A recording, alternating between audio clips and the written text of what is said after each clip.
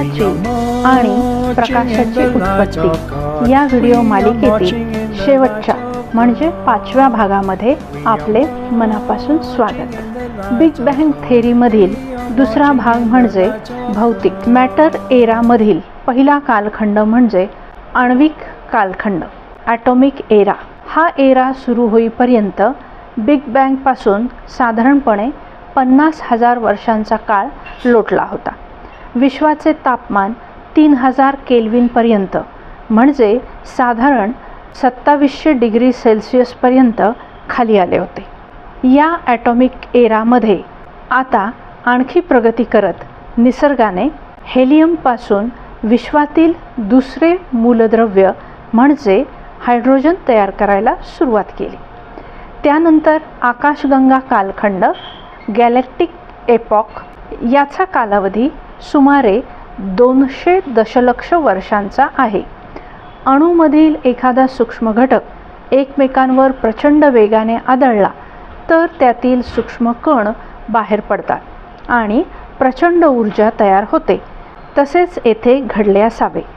Quarks, leptons, protons यासारख्या 200 पेक्षा अधिक सब ॲटॉमिक म्हणजे अणूंपेक्षाही लहान कणांनी बनलेले प्लाझ्मा अजूनही विरळ आणि पारदर्शक व्हायचे होते।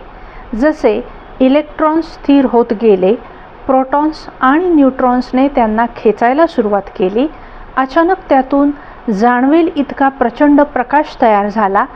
वा यर एलोहेम एत हा ओअर कीव टो वप, ज्याचे शब्दशः भाषांतर देवाने प्रकाश पाहिला की तो चांगला आहे असे सध्याच्या मराठी भाषेत केले गेले आहे। उत्पत्तीच्या पुस्तकातील पहिल्या अध्यायातील या 4थ्या वचनाचा पूर्वार्ध समजून घेताना अब्जावधी वर्षांचा कालावधी समजून घ्यावा लागतो। कुठलेही प्रोटेस्टंट चर्च सभासदांना हे नीट समजावून सांगण्यासाठी इतके परिश्रम घेताना दिसत नाही। फक्त हालेलुया प्रेज द लॉर्ड म्हटले की लोकांची जबाबदारी संपते। असो, इलेक्ट्रॉन्सच्या प्रोटॉन आणि न्यूट्रॉन बरोबरच्या एकत्रीकरणाने तयार झालेला प्रकाश प्लाझ्माच्या घट्ट आवरणामुळे त्यातून आरपार जाऊ शकत नव्हता, तेथेच एकवटून होता। जसा हायड्रोजन अस्तित्वात आला, विश्वाचे चित्रच बदलू लागले। हायड्रोजन हेलियम बरोबर आण्विक ढग बनवू लागला। या भागात इतके गुरुत्वाकर्षण तयार होत होते की त्यातून अणू निर्माण होऊ लागले। ही प्रक्रिया आकाशगंगेचे बीज तयार करत होती। शेवटचा कालखंड म्हणजे तारकांचा, जो 3 कोटी वर्षांचा मानला जातो, ज्यात अशा पूर्णत्वास गेलेल्या आकाशगंगांमध्ये वेगवेगळे तारे तयार होऊ लागले। ही प्रक्रिया आजही चालूच आहे। यातून वेगवेगळे तरंग निर्माण होत होते आणि आहेत। ताऱ्यातील ऊर्जा, उष्णता हेलियम आणि हायड्रोजनपासून अधिक जास्त अणुभार असलेले मूलद्रव्य बनवत गेली। आज रासायनिक मूलद्रव्यांच्या तक्त्यामध्ये जितकी मूलद्रव्ये आहेत ती सर्व आपल्याला याच प्रक्रियेतून प्राप्त झाली आहेत। हेलियम आणि हायड्रोजन यांच्या सततच्या स्फोटातून तारे जिवंत राहतात। ताऱ्याच्या गाभ्यात असलेल्या लोहाचा या प्रक्रियेत स्फोट होतो। या स्फोटामुळे गाभ्यात असलेले लोह, जे सर्वात जड मूलद्रव्य असते, ते ताऱ्याच्या गाभ्यात होणाऱ्या स्फोटामुळे ताऱ्याच्या भोवतालचे आवरण दूर ढकलते आणि त्याचबरोबर या बाह्य आवरणात जी हलकी मूलद्रव्ये असतात त्यांचे रूपांतर जड मूलद्रव्यात होते।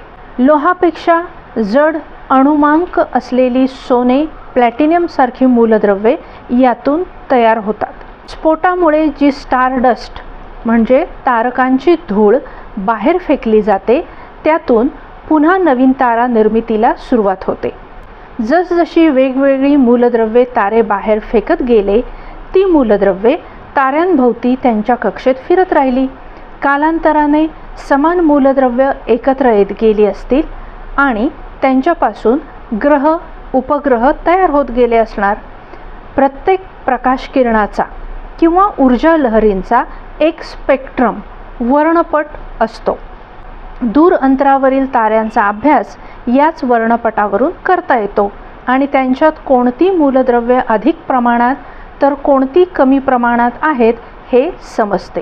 उदाहरणार्थ, सूर्यप्रकाशाच्या वर्णपटावरून लाल रंग जास्त दिसतो, ज्यावरून इतर मूलद्रव्यांच्या तुलनेत त्यात हायड्रोजनचे प्रमाण जास्त आहे हे लक्षात येते.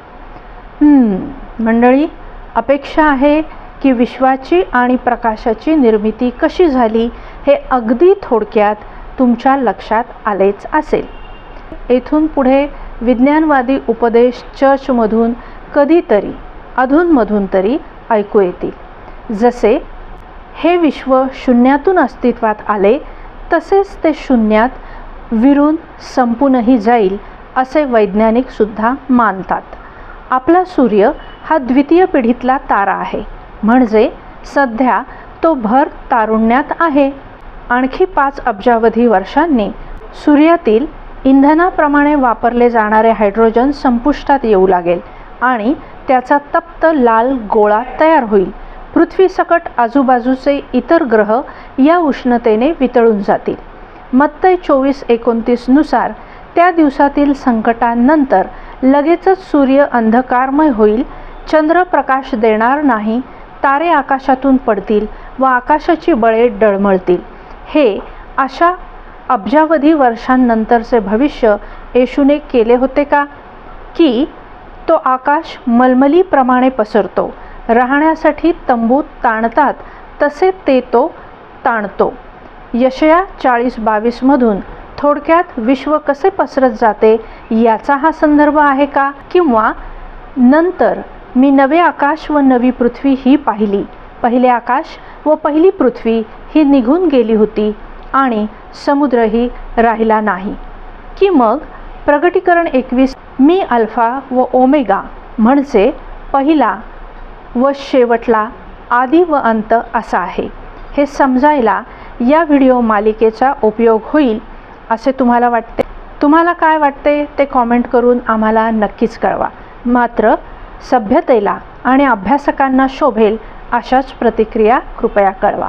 काही प्रश्न असतील तर तेही विचारा, आम्ही आमच्या क्षमतेने उत्तर देण्याचा नक्कीच प्रयत्न करू. बरं आहे तर मंडळी, वैज्ञानिक विषयावरील प्रोफेसर डॉक्टर लॉरेन्स कॉलेज यांच्या 104 क्रमांकाच्या लेखावर आधारित व्हिडिओ मालिका येथेच संपवते. परमेश्वराचा आशीर्वाद तुम्हा प्रत्येकाबरोबर असो. आमेन. धन्यवाद.